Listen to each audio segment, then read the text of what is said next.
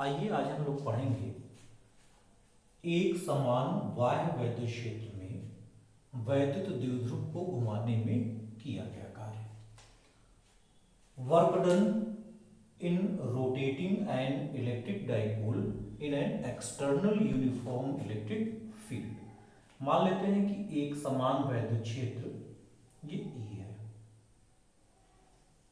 Suppose कर लेते हैं कि ये एक समान वैद्युत क्षेत्र E है।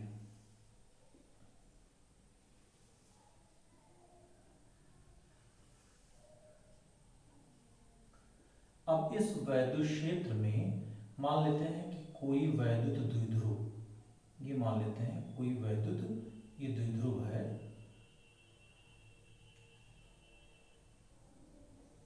कोई इलेक्ट्रिक डाइपोल है, ये आपका माइनस क्यू हो गया और ये आपका प्लस क्यू हो गया, और इन आवेशों के बीच की जो दूरी हो गई वो कितनी हो गई, ये 2L हो गया। क्या है ये, इस वैद्युत क्षेत्र की दिशा से कितना कोण पर है, थीटा कोण पर है। तो जैसे ही हम इसको इसके जो एक समान वैद्युत क्षेत्र E है, इस E के डायरेक्शन से, जिसका डायरेक्शन ये दिखाया गया है, इससे जैसे हम किसी कोण पर इसको घुमाएंगे, हालांकि घुमाने में हमको कार्य करना पड़ेगा, तो जो ही हम इसको घुमाते हैं त्यों ही इस पर एक प्रत्यानयन बलयुग्म कार्य करता है। प्रत्यानयन बलयुग्म ये इसको तुरंत अपने इस साम्य स्थिति में लाने का प्रयास करता है। तो जब हम इसको थीटा कोण से घुमाते हैं तो इस पर एक प्रत्यानयन बलयुग्म कार्य करता है। तो उस प्रत्यानयन बलयुग्म का आघूर्ण क्या होगा ये पहले देखते हैं। तो पहले लिखते हैं कि माना एक समान वैद्युत क्षेत्र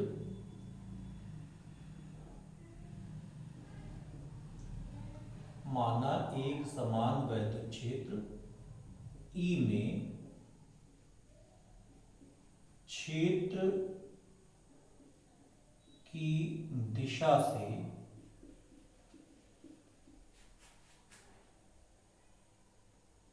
एक वैद्युत द्विध्रुव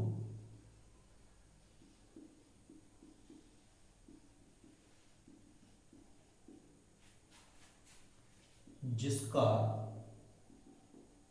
वैद्युत द्विध्रुव आघूर्ण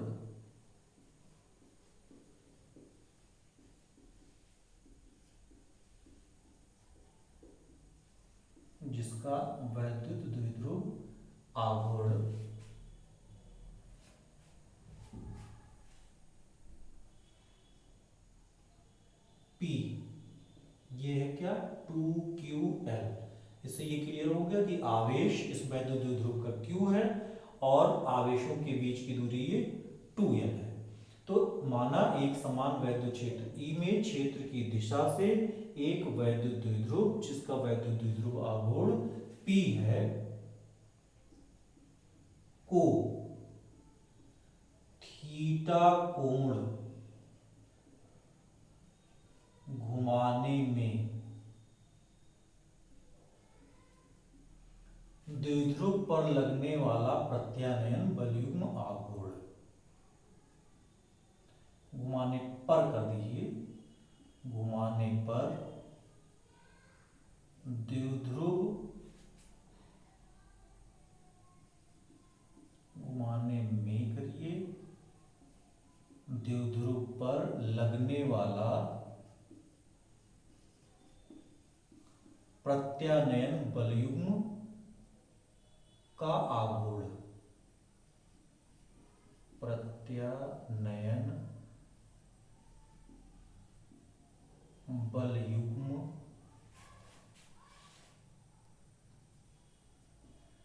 का आघूर्ण। प्रत्यानयन बलयुग्म का आघूर्ण जिसे हम लोग लिखते हैं टाउ से, तो टाउ बराबर क्या हो गया PE साइन थीटा। क्या हुआ, हम लोग इसको थीटा कोण से घुमाए हैं तो ये इसे साम्य स्थिति में लाने का प्रयास करेगा, तो इस पर लगने वाला देखिए बलयुग्म का आघूर्ण ये इधर कार्य करेगा, ये इधर बल कार्य करेगा, तो ये टाउ बराबर PE साइन थीटा हो गया। अब देखिए एक सूक्ष्म डिस्प्लेसमेंट अगर हम लोग देते हैं डी थीटा, इसको साम्य स्थिति से डी थीटा घुमाने में किया गया कार्य, अब द्विध्रुव को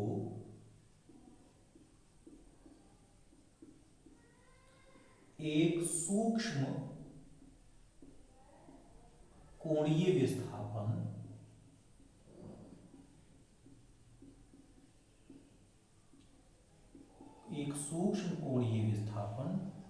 डी थीटा घुमाने में किया गया कार्य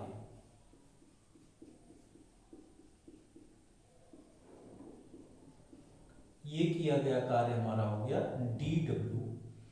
अच्छा, अब देखिए जैसे कार्य बराबर होता है हमारा बल गुणे विस्थापन, बल गुणे विस्थापन। तो अब यहां क्या है, बल की जगह पे आपका बल युग्म का आघूर्ण हो जाएगा। तो यहां आप लिख दीजिए बल युग्म का आघूर्ण और गुणे, यहां विस्थापन की जगह पे आपका घुमा रहे हैं आप, इसलिए कोणीय विस्थापन। ठीक है, बिल्कुल कार्य बराबर बल गुणे विस्थापन का ही नियम यहां लगना है। तो जो किया गया कार्य हो गया वो कितना हो गया, डी डब्ल्यू बराबर बल युग्म का आघूर्ण हो गया और गुणे कोणीय विस्थापन। बल युग्म का आघूर्ण आपका हो गया टाउ और कोणीय विस्थापन आपका हो गया डी थीटा। और टाउ की जगह पे हम क्या लिख देंगे, यहाँ क्या लिखा हुआ है, पी ई साइन थीटा और डी थीटा। तो एक सूक्ष्म कोणीय विस्थापन डी थीटा घुमाने में ये किया गया कार्य है। अब जिन एंगल के बीच में आपको किया गया कार्य ज्ञात करना है उसको आप ले लीजिए। मान लेते हैं कि क्षेत्र की दिशा में ये वैद्युत द्विध्रुव आघूर्ण इस तरह से है और इस इनिशियल स्टेज को हम डी थीटा जीरो, इस प्रारंभिक इनिशियल स्टेज को हम थीटा जीरो से डिनोट कर रहे हैं। अब इसको हम घुमा रहे हैं, कोई कोण ये थीटा जीरो से थीटा तक ये पहुंच रहा है। तो ऐसे लिखते हैं द्विध्रुव को साम्य स्थिति, साम्य स्थिति का मतलब वैद्युत क्षेत्र की दिशा से, साम्य स्थिति थीटा जीरो से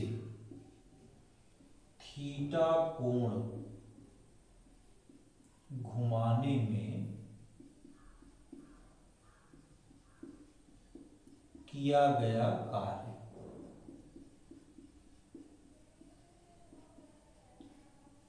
ये किया गया कार्य आपका W बराबर हो गया, इंटीग्रेट कर दीजिए थीटा जीरो टू थीटा, ये टाउ बराबर आपका आया है P E sine theta D theta.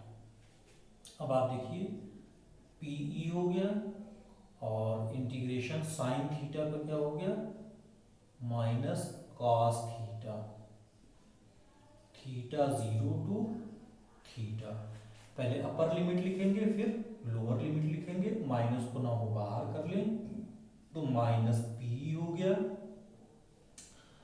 और अपर लिमिट हो गया आपका cos theta minus cos theta zero.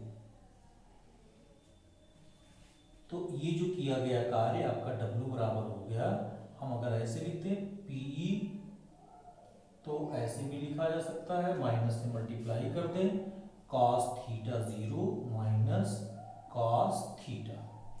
अब अगर कॉस थीटा जीरो, जैसे फिगर में है कि क्षेत्र की दिशा ये बिल्कुल एक्स एक्सिस में ही है और इसी दिशा में आपका वैद्युत क्षेत्र हो तो थीटा जीरो क्या होगा, जीरो होगा। ठीक है, यदि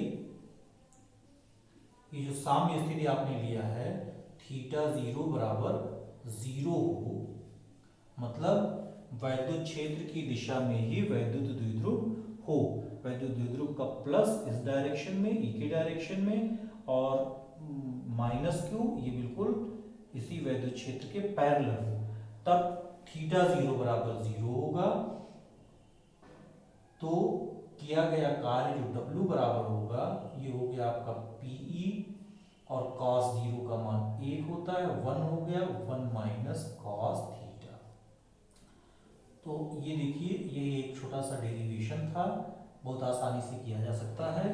यही था आपका एक समान बाह्य वैद्युत क्षेत्र, एक समान बाह्य वैद्युत क्षेत्र ई में वैद्युत द्विध्रुव को घुमाने में किया गया कार्य। जब इस वैद्युत द्विध्रुव को घुमाते हैं तो किया गया कार्य कि W बराबर PE 1 माइनस cos थीटा होता है। अब इसकी स्थितियां देख लीजिए।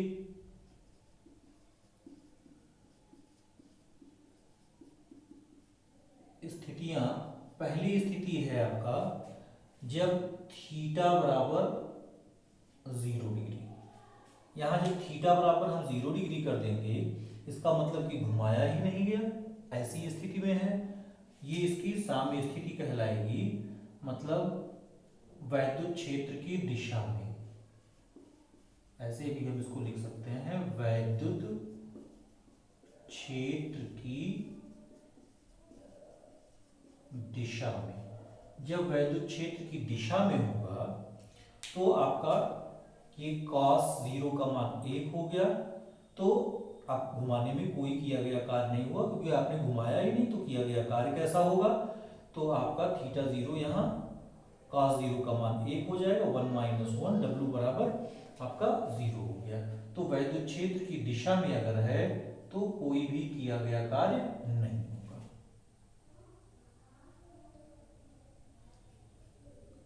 दूसरा देखते हैं, जब थीटा बराबर 90 अंश,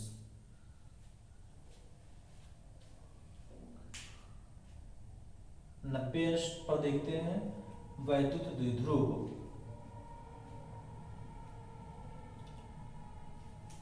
90 अंश में हो, जब वैद्युत क्षेत्र की दिशा से ये 90 अंश इस डायरेक्शन में हो जाए, तो 90 अंश इस डायरेक्शन में होने का मतलब थीटा आपका 90 अंश हुआ, तो वैद्युत क्षेत्र की दिशा के ये लंबवत हो गया।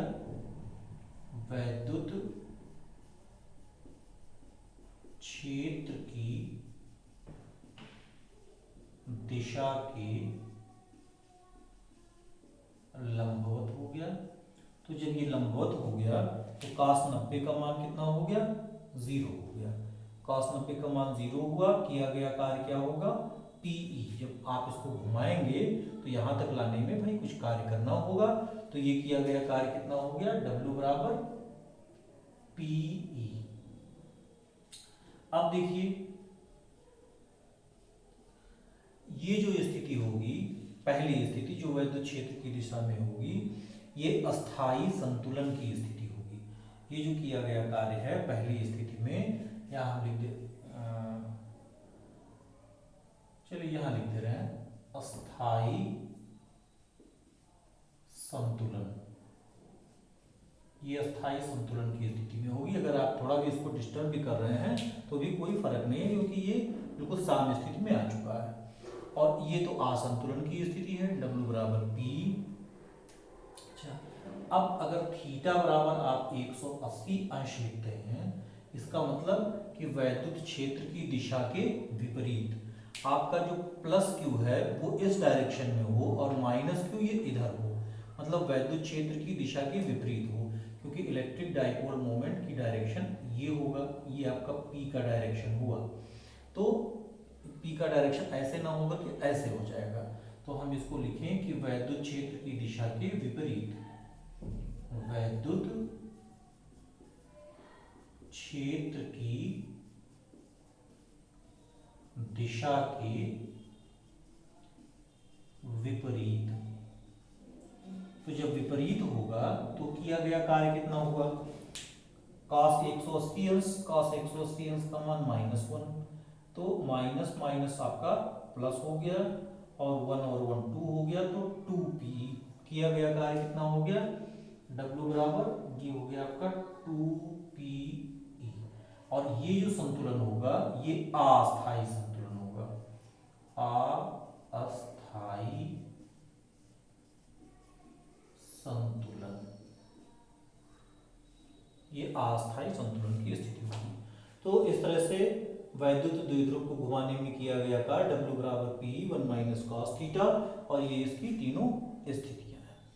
potential energy of an electric dipole in an electric field।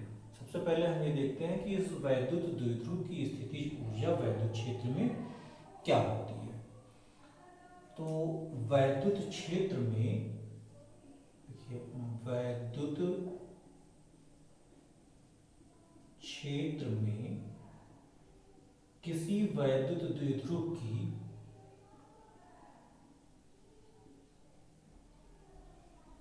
वैद्युत द्विध्रुव की वैद्युत स्थितिज ऊर्जा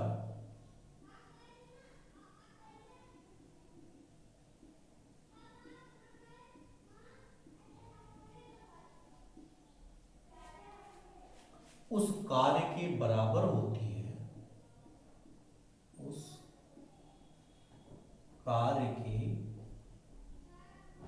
बराबर होती है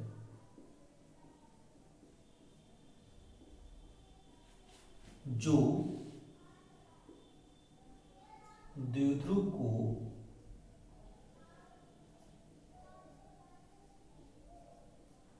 अनंत से वैद्युत क्षेत्र के भीतर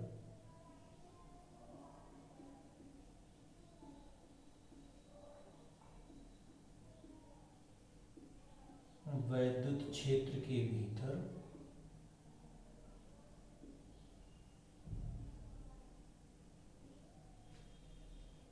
लाने में करना पड़ता है।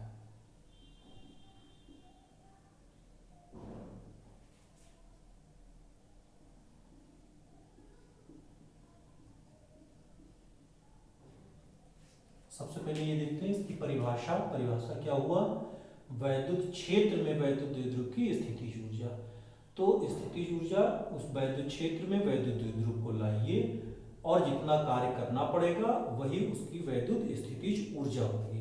तो आप लिख दीजिए, वैद्युत क्षेत्र में किसी वैद्युत द्विध्रुव की वैद्युत स्थितिज ऊर्जा उस कार्य के बराबर होती है जो वैद्युत द्विध्रुव को अनंत से वैद्युत क्षेत्र के भीतर किसी बिंदु तक लाने में कार्य करना पड़ता है या भीतर लाने में कार्य करना पड़ता है। अब देखिए, मान लेते हैं कि ये एक समान वैद्युत क्षेत्र E है, ये E वैद्युत क्षेत्र है और ये आपका अनंत है।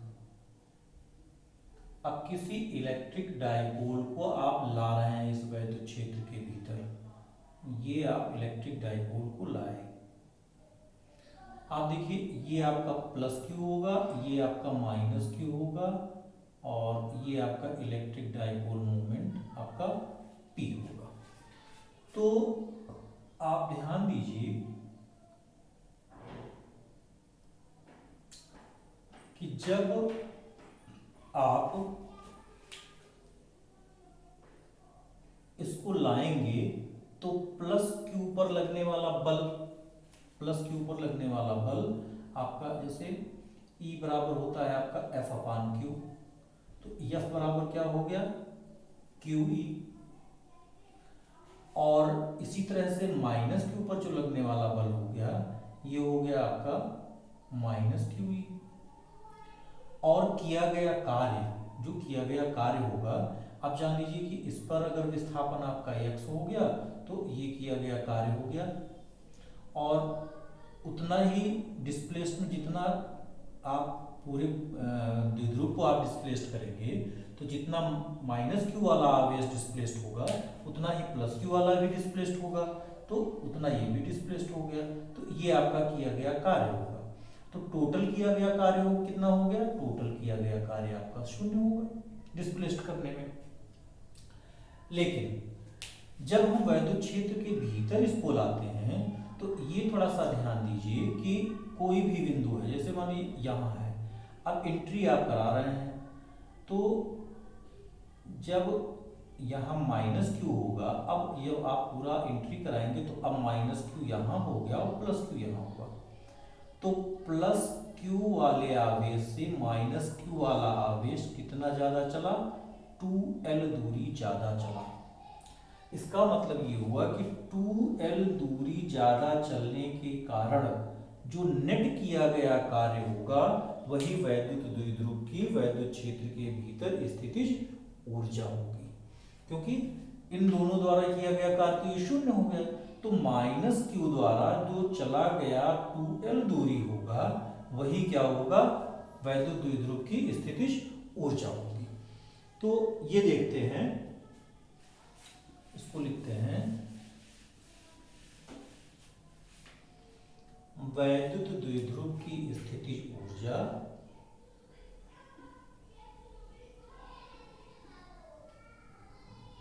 वैद्युत क्षेत्र में वैद्युत द्विध्रुव की स्थितिज ऊर्जा ये कितने के बराबर हो गया, माइनस क्यू आवेश द्वारा किया गया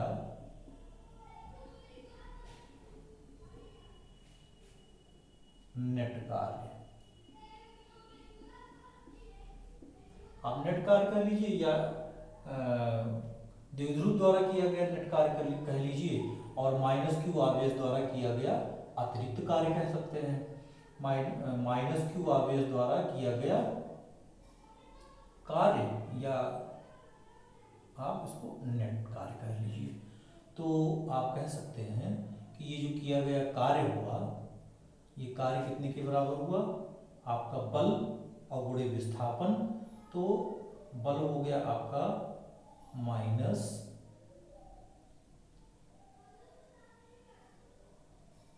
यह बराबर क्यू ई हो गया, माइनस क्यू ई, और विस्थापन कितना हो गया, ये 2L, ये जो दूरी आपकी 2L है, आवेशों के बीच की दूरी 2L है, तो कितना हो गया, ये 2L हो गया। और यही स्थितिज ऊर्जा जो है आपका, जिसे साम्य स्थिति में आप U0 से डिनोट करते हैं, तो U0 हो गया ये आपका U0। अब आप देखिए 2QL ये P हो गया, तो इस तरह से U0 बराबर क्या हो गया, माइनस 2QL आपका हो गया P, और ये हो गया आपका E। तो U0 आपका हो गया माइनस PE। ये क्या हो गया, अस्थाई संतुलन की स्थिति होगी, और ये इसकी साम्य स्थिति होगी। तो ये आप जानिएगा, ये अस्थाई संतुलन की स्थिति, और इसे आप साम्य स्थिति भी कह सकते हैं, या संतुलन की स्थिति कह सकते हैं।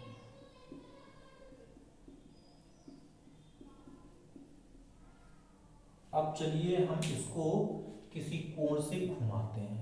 तो घुमाने में किया गया कार्य द्विध्रुव को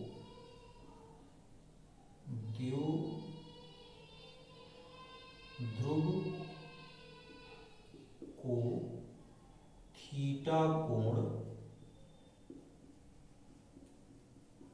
घुमाने में किया गया कार्य, द्विध्रुव को थीटा कोण घुमाने में किया गया कार्य, ये W बराबर है आपका PE 1 माइनस कॉस थीटा। अभी हम लोगों ने पीछे प्रूफ किया है, W बराबर PE 1 माइनस कॉस थीटा। जब आप थीटा कोण घुमा रहे हैं और इतना अतिरिक्त कार्य आपने किया, तो इसका मतलब कि यह कार्य इस वैद्युत द्विध्रुव की स्थितिज ऊर्जा को बढ़ा दिया।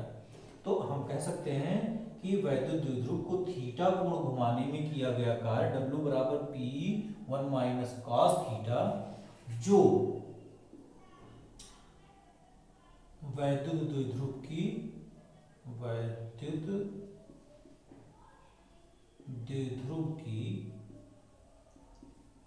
स्थितिज ऊर्जा को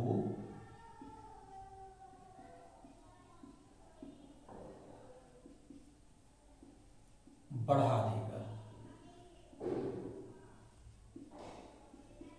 अतः कितना बढ़ाएगा, स्थितिज ऊर्जा अगर हम इसको अब u थीटा लिख रहे हैं, थीटा को घुमाने पर, तो पहले साम्य स्थिति में हमारी u0 स्थितिज ऊर्जा थी और w ये आपने कार्य कर दिया, तो उतना स्थितिज ऊर्जा इसका बढ़ गया, तो u0 आपका कितना हो गया माइनस पीई हो गया, प्लस और w आपका क्या है pe1 माइनस कॉस थीटा, तो आप लिख दीजिए pe और 1 माइनस कॉस थीटा, क्या हो जाएगा ये आपका minus pi plus pi minus pi cos theta, ये दोनों आपके कैंसिल हो गए और इस तरह से u थीटा बराबर आपका क्या हो गया माइनस पीई कॉस थीटा। तो वैद्युत क्षेत्र में वैद्युत द्विध्रुव को घुमाने पर जो इसकी स्थितिज ऊर्जा होगी, ये स्थितिज ऊर्जा कितनी होगी u थीटा बराबर माइनस पीई कॉस थीटा। अब इसकी स्थितियों पर हम लोग चर्चा करते हैं।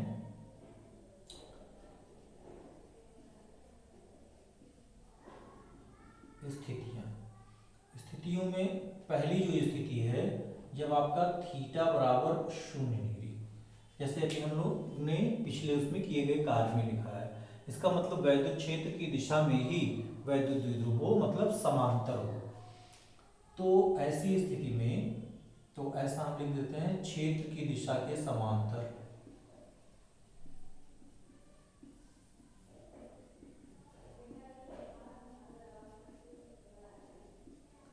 क्षेत्र की दिशा के समांतर, ये अस्थाई संतुलन की स्थिति होगी। क्षेत्र की दिशा के समांतर यहाँ आप लिख भी चुके हैं, इसको हम u0 से लिखते हैं और ये माइनस पीई होता है और इसे हम लिख सकते हैं अस्थाई संतुलन की स्थिति।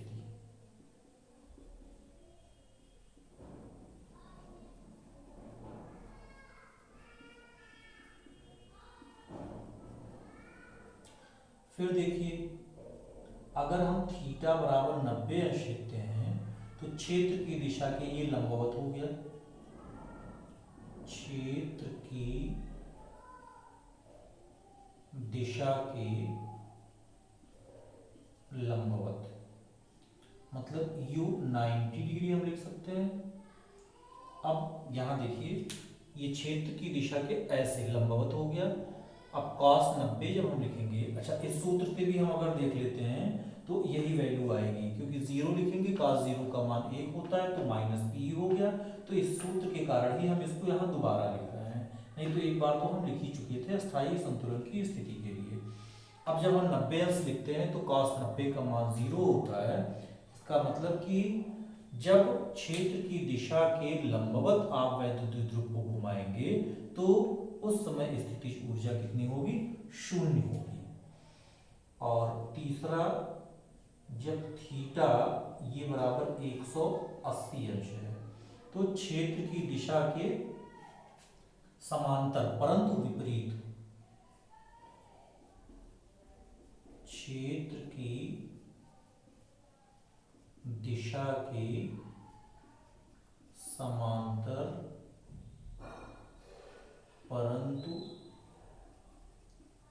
विपरीत, मतलब 180 अंश घूम चुका हो, तो cos 180 अंश जब आप घुमाएंगे तो u 180 अंश आपका कितना हो गया माइनस पी, cos 180 अंश का मान -1, तो ये हो गया आपका पी। तो आप देख सकते हैं 180 अंश के लिए स्थितिज ऊर्जा P, 90 अंश के लिए स्थितिज ऊर्जा 0 और 0 अंश मतलब उसी डायरेक्शन के लिए ये हो गया -P। और ये जो स्थिति होगी ये अस्थायी संतुलन की स्थिति है, अस्थायी संतुलन की स्थिति है। तो अब देखिए हम लोग जो है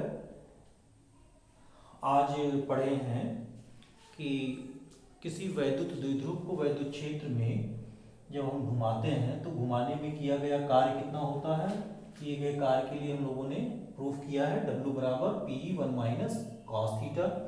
वैद्युत द्विध्रुव की स्थितिज ऊर्जा क्या है कि कोई भी वैद्युत द्विध्रुव अनंत से जब वैद्युत क्षेत्र के भीतर लाते हैं तो लाने में जितना हमको कार्य करना पड़ता है वही किया गया कार्य वो वैद्युत द्विध्रुव की वैद्युत क्षेत्र में वैद्युत स्थितिज ऊर्जा होती है। अब वैद्युत स्थितिज ऊर्जा के लिए हमने डेरिवेशन निकाला और ये किसी भी कोण के लिए यू थीटा बराबर माइनस पी कॉस थीटा होता है, जिसकी तीन स्थितियां हुई। समांतर स्थिति के लिए यू थीटा बराबर माइनस पी और 90 अंश जब लंबवत डायरेक्शन में होगा तो स्थितिज ऊर्जा शून्य होगा, और जब 180 अंश मतलब विपरीत दिशा में ये प्लस क्यू इस डायरेक्शन में और माइनस क्यू इस डायरेक्शन में, उस समय स्थितिज ऊर्जा इसकी पी सबसे ज्यादा होगी। तो इस तरह से आपने इसको कंप्लीट किया। धन्यवाद।